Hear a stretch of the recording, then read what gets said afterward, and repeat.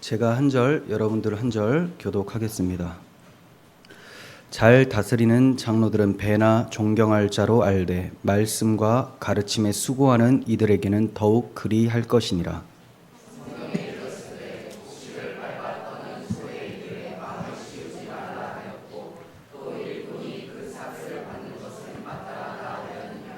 장로에 대한 고발은 두세 증인이 없으면 받지 말 것이요.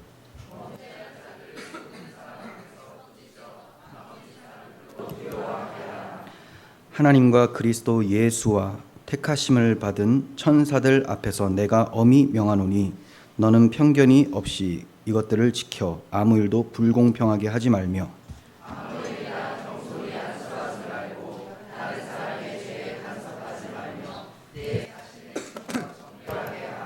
이제부터는 물만 마시지 말고 내 위장과 자주 나는 병을 위하여는 포도주를 조금씩 쓰라.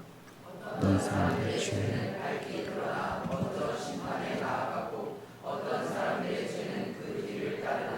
함께요. 이와 같이 선행도 밝히 드러나고 그렇지 아니한 것도 숨길 수 없느니라. 아멘. 네, 오늘은 장로를 대할 때라는 제목으로 말씀을 전하도록 하겠습니다. 이 본문에는 여러 가지 내용이 나오는데 장로를 대할 때 자세에 대해서, 그리고 사례비에 대해서, 고발하는 것에 대해서, 그리고 고발을 했으면 징계를 어떻게 해야 되는지 이런 부분들에 대해서 말씀을 하고 있습니다. 바울 사도는 지금까지 앞에서 과부들에 대한 문제에 대해서 설명을 해주었습니다. 그리고 이제 장로들을 대하는 문제로 넘어가고 있어요. 바울은 앞서 목회를 담당하는 지도자의 역할을 선한 일이라고 말씀을 했습니다. 목회자가 선한 일을 하는 것이다 라고 3장 1절에서 얘기를 했어요. 그리고 나서 이제 3장 2절부터는 그 선한 일을 하는 목회자의 자질에 대해서, 자격 기준에 대해서 말씀을 해주었습니다. 이제 오늘 본문을 통해서는 그 목회자들이, 장로들이 받아야 될 보수와 그들에 대한 고발과 징계, 그리고 안수하는 문제 등에 대해서 거론을 해주고 있습니다. 여기서 바울이 언급하는 장로는 크게 두 부류로 나눌 수가 있는데, 말씀과 또 가르침과 다스리는 걸 모두 다 하게 되는 목사라는 장로, 그리고 다스리는 일, 또 주로 행정적인 일을 맡아서 하는 우리가 흔히 말하는 장로, 이 두 부류에 대해서 함께 말씀을 하고 있는 것이라고 생각을 하시면 되겠습니다. 자, 17절부터 보겠습니다. 잘 다스리는 장로들은 배나 존경할 자로 알되 말씀과 가르침에 수고하는 이들에게는 더욱 그리할 것이니라. 잘 다스리는 장로에 대해서 배나 존경할 자로 알라, 이렇게 말씀을 하고 있어요. 여기서 사용된 존경이라는 단어는 가치, 가격을 의미하는 단어로 쓰였습니다. 가치, 가격. 그래서 이 칼빈께서는 이 문맥적으로 이렇게 해석을 해요. 참 과부들보다, 앞에 참 과부가 나왔잖아요. 참 과부들보다 2배로 존경하고 2배의 물질적 보답을 해주라, 이렇게 해석을 했어요. 하지만 2배라는 숫자적인 의미로 바로 적용하기보다는 특별히 대우하라, 이렇게 이제 이해하는 것이 더 자연스러울 것 같습니다. 그리고 직무를 충성스럽게 행하는 장로들을 특별히 존경하며 물질적으로 부족함이 없도록 하라고 해석을 하는 것이 대체로 일반 학자들의 해석입니다. 그리고 이제 우리가 흔히 언급하는 장로님 할 때 그 장로님들은 이 보수를 받는 게 아니라 오히려 본인들이 교회에 돈을 많이 내시죠. 네, 헌금을 많이 하십니다. 그런 걸 봐서는 여기 이제 문맥상 전념해서 이 일에, 교회 일에 전념해서 그 일만 하는 장로님들, 그러니까 오늘날에는 잘 없어요. 자기 직장을 은퇴하신 장로님들은 또 해당될 수가 있겠죠. 은퇴하시고 교회에서 모든 일을 이제 도맡아서 열심으로 하시는 이런 분들의 경우에는 이제 따로 벌이가 없기 때문에 교회에서 사례를 하는 것이 또 올바르다, 이렇게 생각이 됩니다. 하지만 여기에 이제 초점은 그 뒤에 나오는데, 바울은 계속해서 얘기를 하는 것이 특히라고 시작을 해요. 개역 개정에는 특히가 없어요. 그런데 특히 말씀과 가르침에 수고하는 장로들에게는 더욱 그리하라, 이렇게 말을 합니다. 그러니까 목사들을 지금 얘기를 하는 거예요. 말씀 선포와 가르치는 목사직의 중요성을 나타내고 있습니다. 왜 그 직분이 중요하냐? 말씀이 중요하기 때문이고, 말씀이 왜 중요하냐? 교회의 수립이 말씀 때문에 이루어집니다. 그리고 교회의 유지가 말씀 때문에 이루어지고, 교회의 성장도 말씀으로 이루어지게 되는 것이죠. 그래서 말씀을 맡은 직분이 상당히 중요하다는 점을 바울이 특히라는 표현으로 강조를 해주고 있는 것이죠. 그러므로 교회는 하나님의 말씀을 소중히 여기고 또 중요하게 여겨야 마땅합니다. 그런데 오늘날에는 하나님의 말씀을 소중히 여기지 않고 하나님의 말씀을 맡은 목사라는 사람을 굉장히 중요하고 소중한 존재로 생각을 합니다. 이게 비슷한 것 같지만 완전히 다릅니다. 목사님을 왜 존경하고 우대하고 섬겨야 되는 그런 마음을 품어야 되느냐? 이것은 하나님의 말씀이 중요하기 때문에 그렇다라는 거죠. 자, 그런데 이 말씀의 중요성은 이제 잊어버린 채로 목사님 하면서 우상숭배처럼 마치 대단한 사람을 떠받드는 것처럼 해서는 결코 안 된다는 거예요. 이거는 주객이 전도되는 것이죠. 그러므로 물질적으로 제공하라라는 말씀을 위해서 이제 18절도 말씀을 해줍니다. 그러니까 존경이라고 표현할 때 배로 존경하고 또 말씀을 가르치는 자에게는 더욱 특히나 더 존경하라라고 한 이유가, 이 존경에는 마음으로 존경하는 것도 있지만 물질적으로도 보상을 하라는 것도 함께 포함이 되었어요. 이 점을 설명해 주기 위해서 18절을 이어서 말씀을 해주는 거예요. 18절, 성경에 일렀으되 곡식을 밟았더는 소의 입에 망을 씌우지 말라 하였고 또 일꾼이 그 삭슬 받는 것은 마땅하다 하였느니라. 네, 곡식을 밟았더는 소의 입에 망을 씌우지 말라. 소가 멍에를 쥐고 이제 그 일을 합니다. 근데 입에 망을 씌우면 지쳐서 이제 뭘 먹고 싶어도 먹지 못하지 않습니까? 그러니까 일하는데 방해가 된다는 거예요. 그래서 일을 열심히 하는 소에게 망을 씌우지 말라, 이렇게 얘기를 하고 있어요. 자, 이 표현은 신명기 25장 4절을 인용한 표현이에요. 바울 사도는 여기에서도 이 표현을 쓰고 있는데 고린도 교회에 보내는 편지에서도 이 말씀 신명기 25장 4절을 인용하면서 이렇게 덧붙입니다. 하나님께서 어찌 소들을 염려하신 일이겠느냐? 오로지 우리를 위한 말씀이 아니겠느냐? 과연 우리를 위해 기록된 것이다. 이렇게 말을 해줌으로써 소의 입에 망을 씌우지 말라. 이것은 주의 집에서 열심히 일하는 일꾼들인 목사에게 입에 망을 씌우지 말라, 이런 의도라는 것을 가르쳐주고 있습니다. 그러면서 일꾼이 그 삭슬 받는 것은 마땅하다라고 하며 예수님의 말씀을 인용해서 교훈을 해줘요. 그러니까 예수님께서 이런 말씀을 하셨어요. 누가복음 10장 7절을 보시면 그 집에 유하며 주는 것을 먹고 마시라. 일꾼들이 그 삭슬 받는 것이 마땅하니라. 이 집에서 저 집으로 옮기지 말라.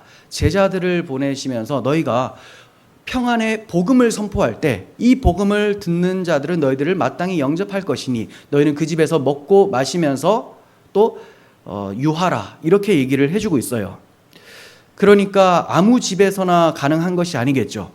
일꾼들이 하는 일의 가치를 아는 사람들, 자, 이 사람들은 이 일꾼들, 제자들, 복음 전도자들을 마땅히 대우를 해준다라는 거예요. 복음 위에 세워진 교회와 복음에 빚진 성도들은 하나님의 일꾼들을 마땅히 사랑으로 대접하게 된다는 거죠.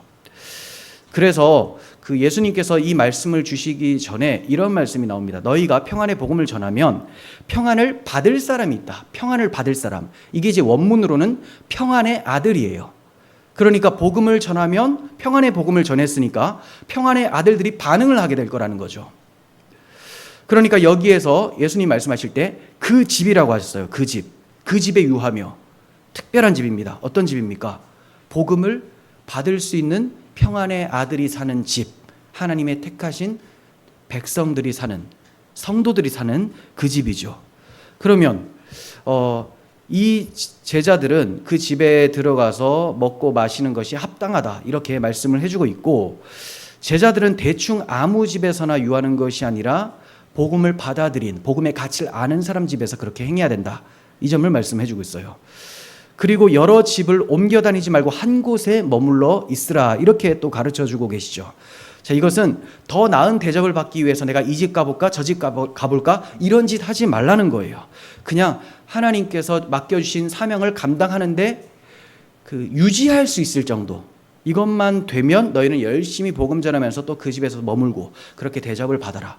다른 특별한 대접을 받기 위해서 이 집 저 집 기웃거리면서 자기가 뭐 대단한 사람인 양 착각하지 말라라는 그런 교훈을 주고 계시는 거죠.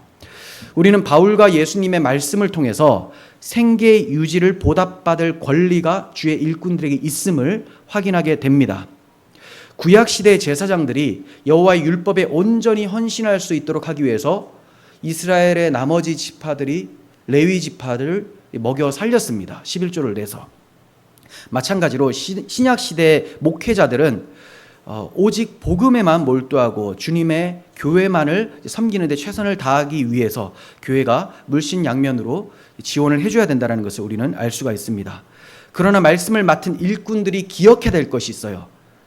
교인들이 교회가 이렇게 대접을 한다고 해서 마치 자기가 상전으로서 무슨 대접을 받는다고 생각을 해서는 안 된다는 거죠. 일꾼으로서 삭슬 받는다라고 생각을 해야 됩니다. 일꾼으로서. 이것을 잊지 않는다면 겸손히 주님의 일을 행할 수가 있을 것이고, 이것을 잊어버리면 자기가 뭐라도 되는 마냥 계속해서 더 높은 대접을 받고자 하게 된다는 거죠. 주의 일꾼들이 일하는 이유는 물질적 대가의 풍요를 위해서 일하는 것이 아니라 주님께서 맡겨주신 일에 충성을 다하는 것이고, 이 다하는 일에 계속해서 유지할 수 있도록 지원을 해주는 것이 사례다라고 보시면 되겠습니다. 그럴 때 탐욕에 빠지지 않고 주님의 일에 집중을 할 수가 있게 되는 거예요. 정리해보면 말씀의 요지는 그렇습니다. 일하는 짐승에게도 충분한 곡식을 제공하는데 하물며 그리스도와 그분의 교회를 위해서 헌신하는 목회자들에게, 장로에게 너희가 마땅히 대접을 해야 되지 않겠느냐. 자, 이렇게 말씀을 해주고 있는 것입니다. 자, 그런데 여기서 이제 오해하지 말아야 될 것은 물질적으로 제공받는 것을 상급으로 여겨서는 안 된다는 거예요. 물질적으로 제공받는 것, 사례비를 받는 것을 주께서 우리에게 주시는 상급으로 여겨서는 안 된다. 이건 삭스로 여겨야 되죠. 보수입니다. 보수. 그러니까 보수를 주시는 이유는 뭐냐? 주께서 맡겨주신 사명을 앞으로 계속 잘 감당할 수 있도록 준비시켜주는 것에 그친다라는 거예요. 그러니까 사례를 받고 이제 계속해서 생계가 유지가 되니까 계속해서 주님의 일에 헌신할 수가 있겠죠. 근데 사례를 받지 않으면 생계가 어렵죠. 그러면 주님의 일들을 감당하지 못하게 되거나, 또는 이제 이 생계를 위해서 다른 일들을 하게 됩니다. 다른 일들을 하게 되면 그만큼 주님의 일의 말씀을 연구하는 데 집중하기가 어려워지게 되는 것이죠. 자, 그래서 사례라는 것은 계속해서 충성되게 주님께서 맡겨주신 일을 열심히 하라, 이거에 초점이 있다는 거예요. 그래서 상이라는 개념보다는 보수의 개념, 하나님의 일을 계속할 수 있도록 동력을 지원하는 그런 개념으로 보시면 좋겠습니다. 만약에 이렇게 이해하지 않잖아요. 그러면 대형교회 목사님들은 더 많은 상을 받은 것이 되고요, 충성스럽게 복음을 전했더라도 작은 교회 목사님들은 상을 적게 받은 것이 되고 말아요. 자, 그렇게 되면 돈을 많이 받는 사람이 충성된 종이 되는 것이고, 돈을 적게 받는 사람은 악하고 게으른 종으로 낙인 찍히게 되는 것이죠. 이건 문제가 있는 거예요. 그래서 제가 상급으로 볼 것이 아니라 주님의 일들을 열심히 하라는 준비시켜주는 정도로 생각을 해야 된다, 이렇게 말씀을 드린 거예요. 그러면 성경적 상급은 어떤 걸까요? 상급을 이해할 때 이 땅의 물질이 많고 적음으로 이해해서는 안 됩니다. 하늘의 상급이지 땅의 상급이 아니에요. 땅의 가치로 해석할 것이 아니라 하늘의 가치로 생각을 하셔야 됩니다. 그러므로 땅에 속한 자들은 결코 그 가치를 알 수가 없고, 잘 알려줘도 그 상을 사모하지를 않아요. 알 수도 없지만 상은 그런 게 아니라 이런 거야 알려주잖아요. 그러면 그런 상 뭐가 필요해? 이런 대답이 나오게 된다는 거예요. 그러면 하늘에 속한 자들, 성도들에게 그토록 사모하게 되는 하늘의 상급이 도대체 뭘까요? 제가 여러 번 말씀을 드렸어요. 첫 번째, 가장 중요한 상급, 예수 그리스도 자체이십니다. 우리는 지금은 희미하게 믿음으로, 보지 못하는 예수님을 믿음으로 바라보고 그렇게 살고 있지만, 새하늘과 새 땅, 천국에 이르게 되면 두 눈으로 직접 주님을 만나게 되고 주님을 만질 수 있게 되고 주님과 동행하며 살 수 있게 되죠. 그래서 우리가 이 땅에서 나를 위해 십자가를 지신 그 사랑하는 예수님을 사모하며 살다가 다시 만나게 될 것을 고대하며 살다가 정말 주님께서 허락하신 천국에서는 그 예수님을 두 눈으로 보게 된다. 주님을 만났을 때의 그 감격함, 구원의 감격과 같은 그 기쁨을 우리에게 상급으로 주시는 거예요. 이게 가장 중요한 상급입니다. 자, 그리고 이렇게 주님을 만난 사람들이 천국에서는 그러면 아무것도 안 하고 있느냐? 그렇지가 않아요. 주님께서 맡겨주신 사람들을 열심히 섬깁니다. 사랑으로 섬기고 희생을 합니다. 그 희생이라는 것이 뭐 자기 몸을 죽이는 뭐 그런 일은 발생하지 않겠죠. 왜냐하면 천국이니까, 죄가 없으니까. 하지만 저들을 대접하고자 하는 그 마음이 예수 그리스도의 마음인데 모든 성도들에게 찾아오기 때문에 천국에 가서도 내가 많은 사람들, 내 사랑하는 사람들을 많이 섬길 수 있는 기회가 주어지는 것, 이것을 상급으로 받게 되는 거예요. 이해가 되세요? 첫 번째 상급, 예수님, 그리고 예수님 만났을 때 기쁨이 상급이고요. 두 번째는 주님께서 피 흘려 사신 그 사랑의 사람들을 내가 더 많이 섬길 수 있는 기회, 이것을 상급이라고 하는 거예요. 그래서 10골 다스릴 권세, 5골 다스릴 권세, 이렇게 나누어지는 것은 천국에 올라가면 더 많은 헌신과 사랑을 베풀 수 있는 기회가 주어지는 것, 이제 이렇게 이해를 하시면 됩니다. 자, 그렇다면 이 땅에서 그 상급을 기대하는 사람은 이 땅에서도 어떻게 살아갈까요? 주님이 나의 가장 큰 보화라고 생각하고 주님을 사랑하며 살 것이고, 또 주님께서 피 흘려 사신 형제 자매들을 위해서 자신을 헌신하며 살겠죠. 열심히 수고를 하면서 그렇게 대접을 하면서 살겠죠. 그래서 바울 사도가 내가 다른 모든 사도보다 더 많이 수고한 것은 이라고 할 때 복음을 위해, 저들을 위해 내가 목숨 바쳐 헌신했다라는 거예요. 그런데 이것은 나와 함께, 내가 한 것이 아니라 나와 함께 하신 하나님의 은혜다라고 하면서 자기가 많은 성도들을 위해서 자기를 희생한 것을 상으로 여기고 있었다라는 거예요. 이 상을 천국에서도 받게 된다는 것입니다. 자, 그러니 이제 정리할 것은, 사례라는 것은 주님의 일들을 계속해서 잘 감당할 수 있도록 준비를 시켜주는 것이고, 우리가 하나님께서 주시고자 하는 상은 이 땅에서도 받지만 지금도 주님과 함께 동행하며 기쁨을 누리고, 또 이렇게 제가 여러분들을 섬길 수 있고 여러분들도 서로서로 섬길 수 있는 이런 하나님께서 주신 기회가 바로 상이죠. 그리고 이것이 완성된 하나님 나라에서도 계속 더 확실하게 이어지게 된다라는 것. 자, 이것이 천국 상급이에요. 계속해서 봅니다. 19절. 장로에 대한 고발은 두세 증인이 없으면 받지 말라.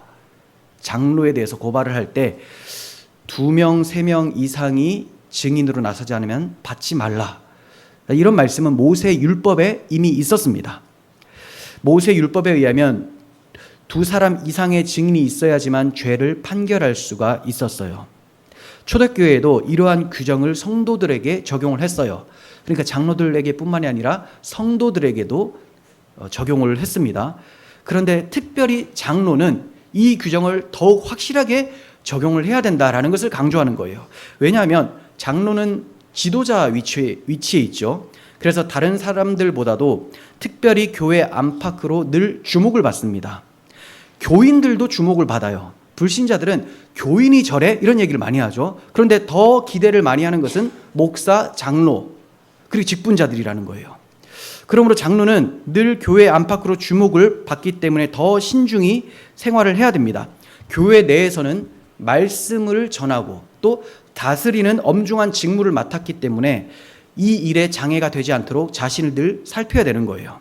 또한 교회 밖에는 대적자들이 많죠. 지금도 불신자들이 교회를 미워하는 사람이 참 많지만 당시에는 교회가 정말 암적인 존재라고 생각을 했습니다. 그래서 기독교인들을 많이 죽였어요. 자, 이렇게 기독교에 적대적인 사람들이 많았기 때문에 근거 없는 비난으로 장로들의 명예가 실추될 수가 있었습니다. 그래서 증인이 2명, 3명 이상이 아니면 장로들에 대한 고발을 받지 말라라고 말을 하고 있는 거예요. 칼빈은 경건한 교사들이야말로 누구보다도 모함과 모욕의 위험에 노출되어 있다, 이렇게 말씀을 했습니다. 왜냐하면 복음의 원수는 종종 복음의 사역자에게 복수를 하기 때문입니다. 그들의 명예가 손상되면 그들이 행하고 있는 사역, 즉 복음 전파 사역과 교회를 다스리는 사역이 무너지기 때문에 그렇습니다. 그래서 머리를 친다고 하죠. 그 머리는 목사 자체가 대단한 게 아니라 말씀이신 예수 그리스도를 치는 건데, 그럼 복음을 거스르면 되는 거예요. 복음을 바꾸어 버리면 되는 겁니다. 그러기 위해서는 복음을 맡은 사람들을 넘어뜨리려고 한다는 것이죠. 그러므로 장로, 목회자를 고발할 때는 두세 명 증인이 더욱 요구되었다라는 것을 바울이 얘기를 하고 있어요. 따라서 디모데에게 권면하는 것은 지도자에 대한 험담이 한 사람에게서 나온 것이라면 그게 비록 심각한 내용일지라도 귀담아 듣지 말라는 거예요. 되게 중요한 말입니다. 목사님 뭐라 했대, 무슨 일을 했대. 근데 그 사람 한 명만 그렇게 얘기하면 듣지 말라는 거예요. 몇 사람의 책임 있는 사람들, 정말 신뢰할 수 있는 사람들 몇 사람이 함께 주장하지 않는 한 어떠한 고발도 듣지 말아야 됩니다. 제가 이렇게 강조하는 이유는 바울 사도가 강조하기도 하지만 오늘날에는 이 신천지와 같은 이단들이 교회를 무너뜨리는 방법으로 이걸 사용하기 때문에 그래요. 교회 침투해서 일단 조용히 지냅니다. 그리고 서로 친하게 돼요. 그렇게 되면 이제 가장 핵심적으로 공격하는 것이 목회자인데 유언비어를 터뜨리죠. 없는 헛소문을 퍼뜨립니다. 그래서 목사님이 이런 행동을 하더라, 내가 이렇게 말하는 거 봤어, 누구한테 쌍욕을 하더라 막 하면서 이런 얘기를 해요. 그리고 뭐 교회 공금을 갈취하더라 계속 얘기해요. 근데 이 사람들을 위험한 게 한 사람이 아니라 2명, 3명도 들어올 때까지 가만히 잠잠히 있거든요. 그래서 시기도 달라요. 다른 시기에 또 들어와. 그러면 이제 2-3명이 돼서 고발을 하잖아요. 그러면 목사가 정말 뭔가 문제가 있는 것처럼 보인다는 거죠. 물론 정말로 이상한 목사님들도 많아요. 예, 그런 것들은 정말 신중하게 좀 고발을 하고 또 처리를 해야 되는데, 그렇지 않고 경건하게 목회를 하는 목사님들에 대한 고발도 많이 있는 요즘이라는 거죠. 제가 지난번에도 말씀을 드렸지만 수요일인가요? 수요일에 없었군요. 주일에 말씀을 드렸죠. 지금 대아미 지역의 신천지가 열심히 일을 하고 있다.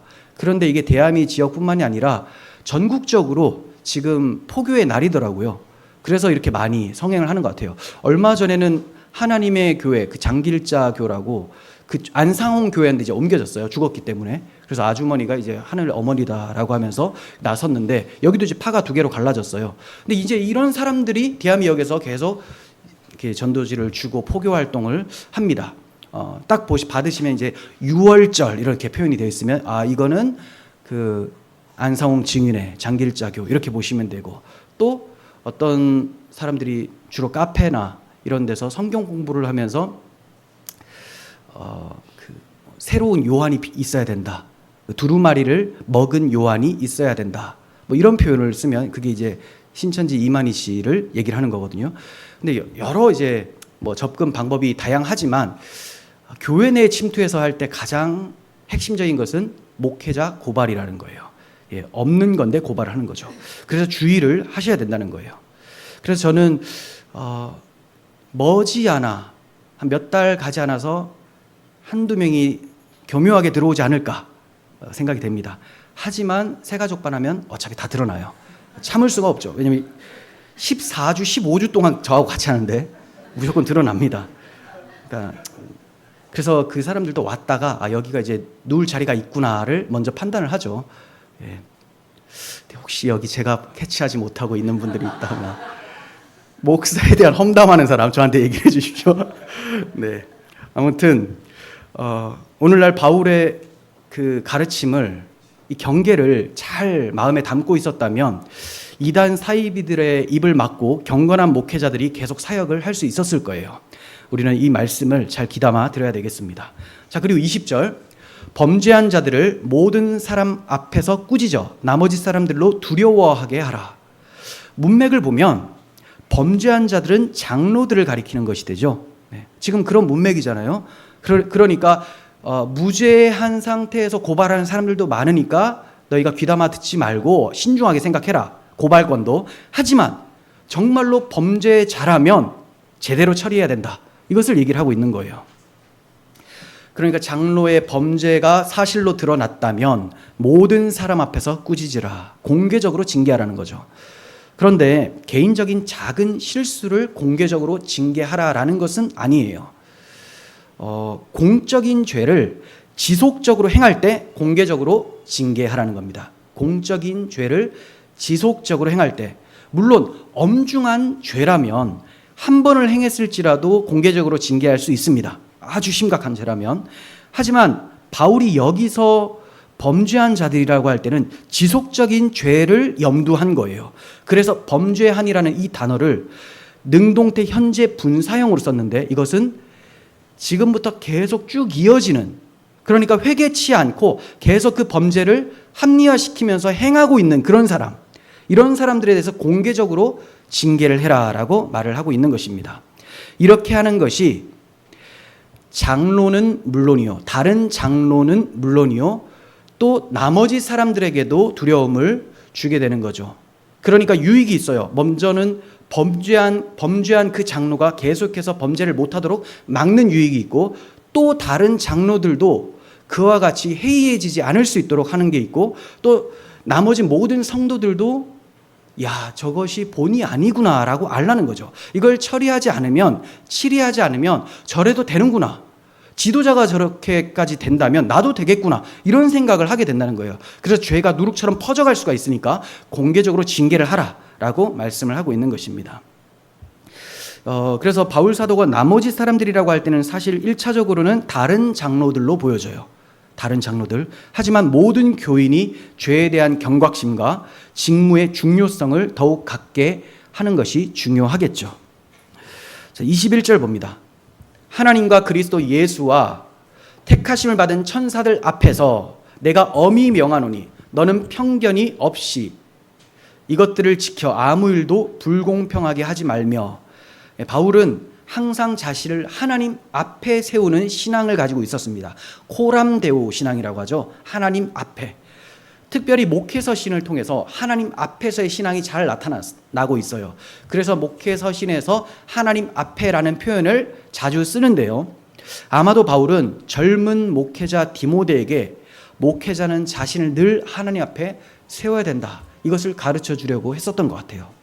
그렇지 않으면 대접을 받다 보니까 많은 사람들이 존경하다 보니까 자기가 높아질 수가 있어요. 그래서 나는 아무것도 아니다라는 것을 알기 위해서는 늘 하나님 앞에 서 있어야 된다는 거죠.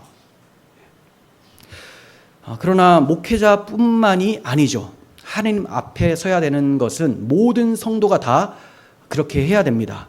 언젠가 우리는 다 그리스도 심판대 앞에 나타나게 돼서 각각 우리의 행위대로 하나님 앞에 칭찬과 책망을 받게 될 거예요. 이것을 기억하고 사는 삶을 가리켜서 종말론적 삶이라고 합니다. 주님 앞에 언젠가는 서게 될 것이다. 주님께서 선악간에 행한 대로 보응할 것이다. 물론 성도는 이 보응이란 것이 정죄, 심판, 지옥을 말하는 게 아니에요. 하지만 우리가 잘한 것과 잘못한 것에 대해서 하나님께서 칭찬과 책망을 하신다는 거죠. 사랑하는 주님 앞에 책망을 받는다는 것이 얼마나 괴로운 것인지 아는 사람이 참 성도입니다. 21절에 언급된 세 존재가 있었죠. 하나님, 그리스도, 그리고 천사들이었어요. 이 세 존재는 최후 심판에 참여하실 분들입니다. 최후 심판에 참여하실 분들. 특히 택하심을 받은 천사들이라고 표현을 하고 있어요. 이것은 바울의 특유의 표현인데 자기 처소를 떠난 타락한 천사들과 대조를 이루는 표현이에요. 그러니까 최후 심판대 앞에서 선악간에 판단받게 될 것을 생각하면서 교회 지도자들의 징계 문제를 엄중하고 신중히 다루라고 지금 얘기를 하고 있는 거예요. 그러니까 그 장로들도 최후 심판대 앞에 설 것을 늘 생각하면서 신중하게 생활을 해야 되는 것이고, 교회도 이분들에 대한 어떤 문제를 처리할 때는 굉장히 신중하게 해야 된다. 네. 그러기 위해서는 편견과 불공평이 없어야 되겠죠. 바울이 그래서 편견 없이 하고 불공평 없이 하라, 이렇게 말씀을 하고 있어요. 편견이나 편애를 철저히 배제하고 사랑과 의에 입각한 공정한 판결을 내려야 된다는 것을 말씀합니다.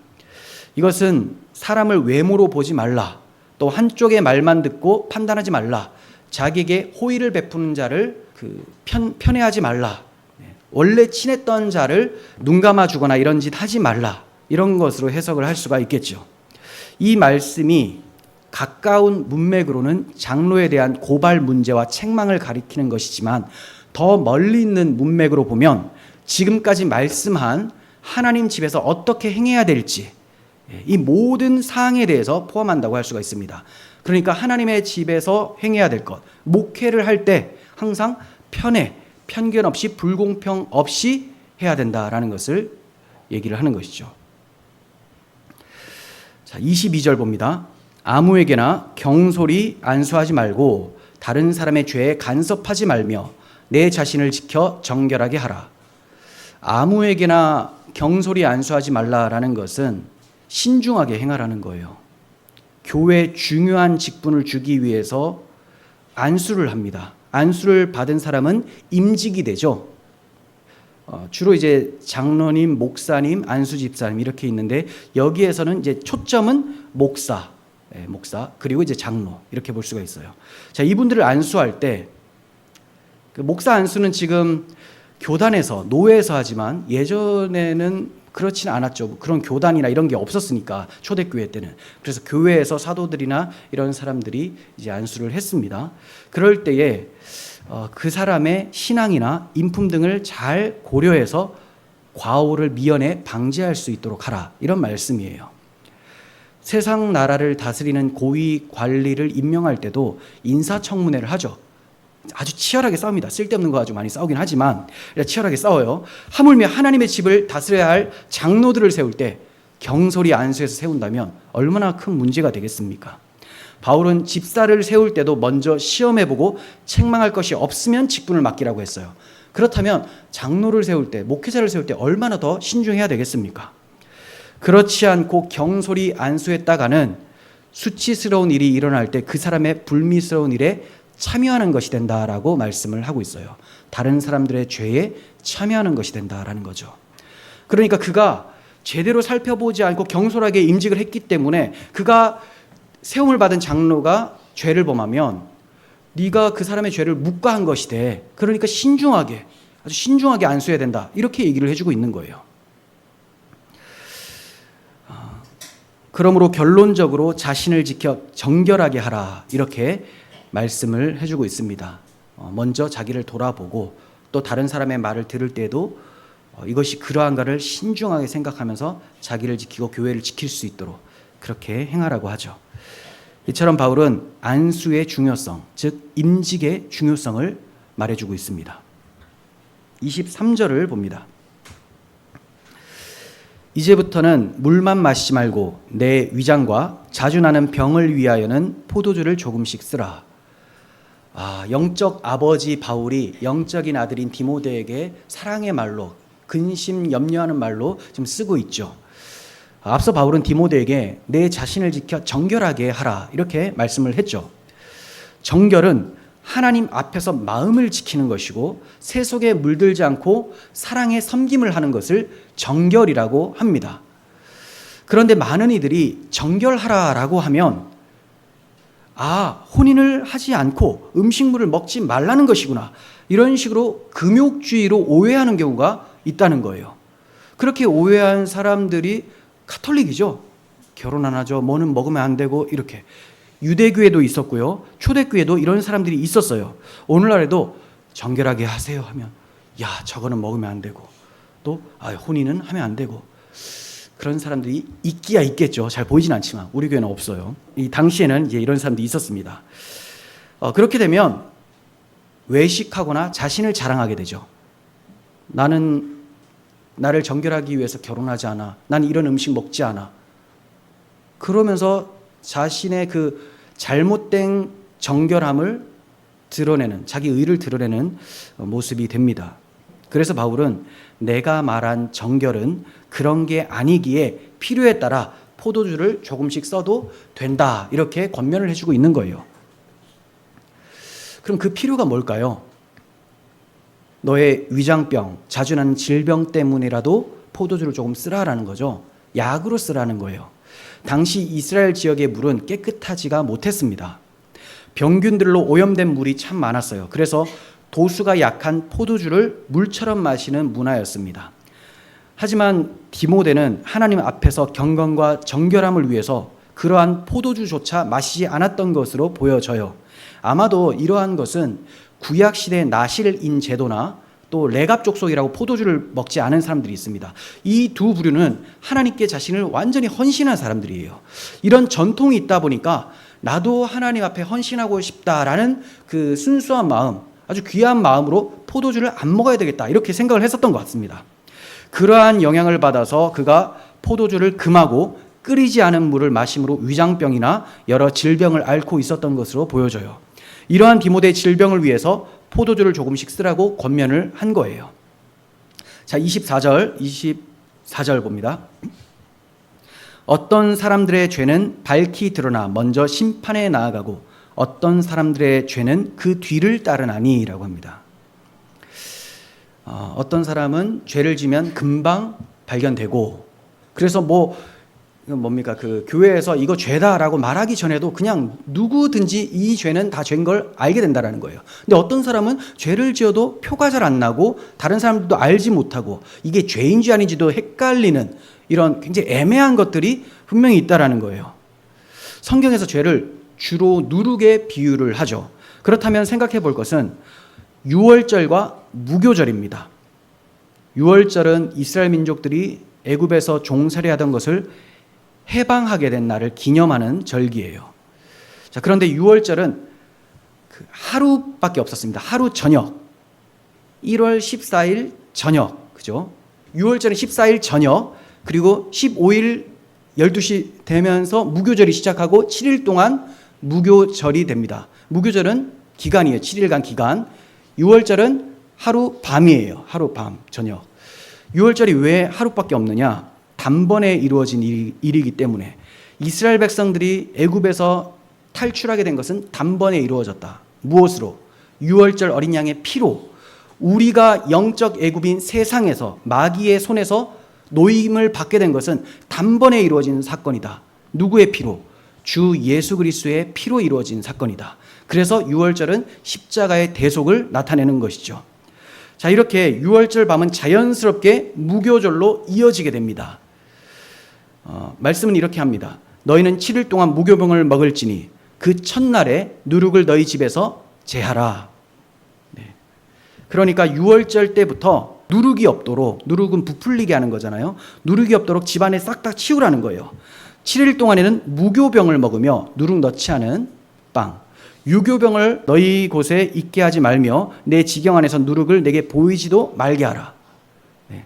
그러니까 7일간은 누룩이 죄를 상징한다고 했죠. 완전히 제거하면서 아주 정결하게 죄를 멀리하면서 그렇게 이 절기를 지키라 이렇게 말씀한 거예요. 그래서 구약 성도들은 누룩을 찾기 위한 대청소를 실시했습니다. 이때 어떤 누룩이든 밝히 드러나 먼저 찾게 되면 제거하죠. 하지만 내가 찾다가 못 찾은 것도 있어요. 나중에 발견될 수도 있다라는 겁니다. 그러니까 언젠가는 발견되니까 일단 누룩 찾는 데 열심을 다하고 그 다음 누룩 찾는다고 누룩이 아닌 것까지 막 갖다 버리지 말라라는 거죠. 이게 지금 오늘 본문에 적용이 되는 거예요. 어떤 사람들의 죄는 탁 보면 죄가 탁 튀어나오는데 어떤 사람은 범죄 사실을 숨길 수도 있고 어떤 사람은 무슨 일이 보이긴 하는데 이게 죄인지 아닌지 되게 헷갈리고 애매한 것들, 이런 것들이 다 있다는 거죠. 하지만 걱정하지 말라는 것은 누룩을 상징하는 죄는 숨겨질 수가 없다. 반드시 드러난다라는 거예요. 반드시. 이건 죄뿐만이 아니라 선행도 마찬가지라고 25절에서 말씀해요. 이와 같이 선행도 밝히 드러나고 그렇지 아니한 것도 숨길 수 없느니라. 죄나 선이나 다 드러나게 마련입니다. 그렇지 않은 것은 밝히 드러나지 않은 것이죠. 이것도 숨길 수가 없어요. 언젠가는 다 드러난다는 거죠. 그러므로 목회자는 확실치 않은 일에 대해서 죄를 지었다고 경솔하게 판단할 것이 아니라 신중히 살펴서 하나님의 때를 기다리며 하나님께 맡길 수 있어야 됩니다. 때가 되면 죄나 선이나 할 것 없이 다 드러나게 될 거예요. 시편 37편 6절 보십시오. 내 의를 빛같이 나타내시며 내 공의를 정오의 빛같이 하시리로다. 네, 하나님이 드러내시죠. 잠언 10장 9절. 바른 길로 행하는 자는 걸음이 평안하려니와 굽은 길로 행하는 자는 드러나리로다. 네, 다 드러납니다. 의도 드러나고 죄도 드러나고, 우리는 이 말씀을 더 멀리, 즉 재림의 심판 날까지 염두하고 적용하는 것이 좋겠습니다. 물론 지금 어떤 죄가 있는데 이게 밝히 드러났어요. 하지만 시간이 지나서 몇 년 후에 교회들이 이걸 발견할 수도 있겠죠. 하지만 그렇게도 발견이 안 될 수도 있어요. 하지만 언제는 반드시 다 드러나게 되느냐? 주님이 다시 오실 때, 선악간의 심판자가 오실 때에는 반드시 다 드러나니까 너무 경솔하게 판단하지 말라는 것이죠. 정리하겠습니다. 과부에 대한 권면에서 본 것처럼 장로에 대한 권면도 유사합니다. 과부에 대해서 교회는 마땅히 잘 섬겨야 된다라고 교훈을 했습니다. 그리고 과부는 마땅히 성도들에게 믿음의 본이 되어야 된다라는 것도 말씀을 했습니다. 이와 같이 장로들에 대한 교회의 자세도 존경하는 마음을 갖고 물질적 지원을 해서 생계를 유지할 수 있도록 도와줘야 되고, 또 이 장로들은 믿음의 본이 될 수 있도록 스스로를 잘 살펴야 된다라는 것을 살펴보았습니다. 자, 그리고 엄중한 직분이기에 안수함으로 임직을 할 때 더 신중히 해야 된다. 교회의 덕과 매우 밀접하게 연결이 되기 때문에 아무나 안수해서는 안 된다라는 거예요. 그러므로 편견 없이 불공평하지 않게 신중히 안수하고, 잘못된 사항이 고발된다면 이것에 대해서 신중하게 보고, 만약에 그것이 정말로 죄로 드러난다면 담대하게 징계를 해라. 네, 신중함과 담대함이 같이 있어야 되는 것이죠. 바울의 목회적 권면은 교회와 당사자가 각각 자신들을 돌아보게 합니다. 각자에게 맡겨주신 일에 최선을 다하라는 거예요. 교인은 교인의 임무를 최선을 다하고, 목사나 장로나 직분자들은 최선을 다해서 교회를 섬기고, 그럴 때 또 잘못한 것이 드러나면 또 그것에 대해서 정확하게 징계를 하고, 이렇게 해서 하나님의 교회에 죄가 난무하지 않고 경건하게 되어질 수 있도록 치리를 하라고 말씀을 합니다. 하나님께서 반드시 선악간에 모든 것을 드러내실 겁니다. 그때 우리는 충성된 일꾼으로서 주께 칭찬받는 사람들로 서기를 간절히 소원합니다. 기도하겠습니다. 거룩하신 하나님 아버지, 감사합니다.